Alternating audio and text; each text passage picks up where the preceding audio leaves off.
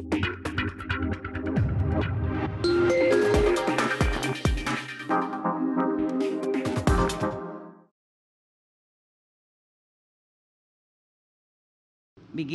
January 26, the various technical working groups and committees that report to the APEC senior officials met to discuss initiatives, policies, and capacity building programs that advance APEC's goals of trade liberalization, business facilitation, and economic cooperation. Best practices were shared and commitments were renewed on economic issues related to SMEs and the global supply chain, anti-corruption, customs procedures, health and the life sciences, oceans and fisheries, disaster management, counterterrorism and secure trade, business mobility, electronic commerce, standards and conformance, intellectual property, services, environmental goods, chemical regulation, and human capacity building. And of course, something new was introduced this year. We had, not new really, a continuation of the public-private dialogue on services, which started in Surabaya in 2013. And I think we already explained the fact that services will be a main focus of our host here, because we think that services really forms part of the connectivity aspects of Asia Pacific.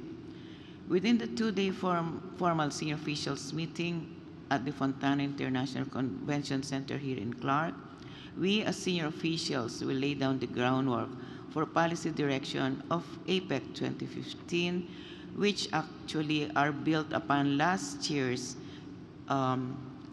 priorities of China, which revolved around advancing regional economic integration, promoting innovative development, economic reform and growth, and strengthening comprehensive connectivity and infrastructure development.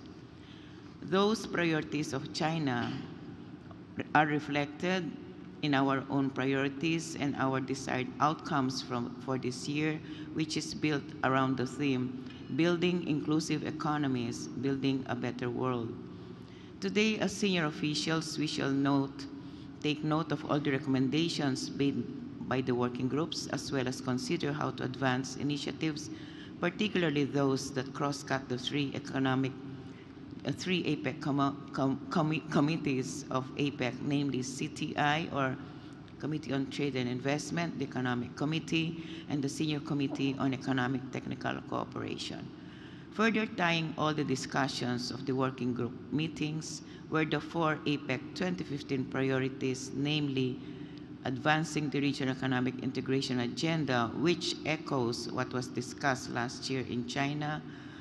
fostering SMEs' participation in regional and global markets, investing in human capital development, and building sustainable and resilient communities. I also take this opportunity to once again welcome you to Clark, set against the backdrop of the Pinatubo volcano, which famously erupted in 1991 and which changed the color of your sunsets for a year. Clark remains to be a model of investment and business resilience. Clark is proud to have had transformed itself from a military base to an industry hub that is supported by foreign investor confidence.